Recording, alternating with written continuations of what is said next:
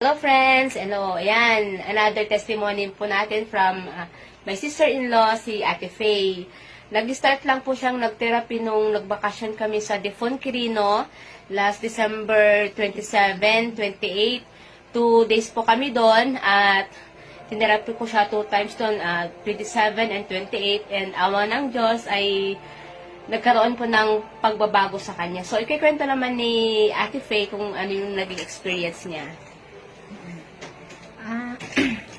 Nag-start ako nung December 27 na nag-therapy. Dapat schedule ko ng 28 na mag-dialysis. Ayun, tapos nag-absent ako.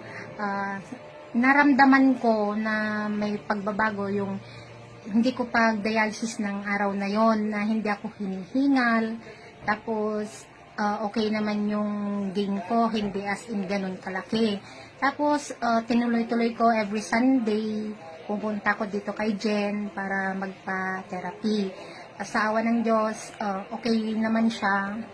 Dati, hindi ako makahiga sa bed. Sa rocking chair ako nakahiga, paupo ang pagtulog ko. Pero nung tuloy-tuloy, once a week lang na nagpupunta ako, may ginhawa akong naramdaman. Tapos, siguro 4 times na nakaano ako. Every Sunday. Every Sunday. Every Sunday lang yon. Every Sunday. Trinay kong humiga sa bed. Yun na.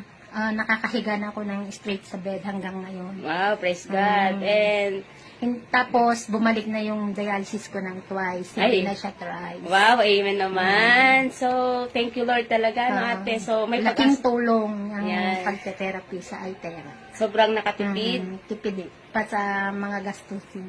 Yun. So, ayan, guys, si Ate Faye, na dating nagda-dialysis ng 3 times a week, ngayon twice a week na dating natutulog sa rocking chair, ngayon sa bed na. Siyempre, mas masarap ng katabi si Javi sa bed na. Di ba? Thank you, Eritera. Thank you, Lord, for the blessings.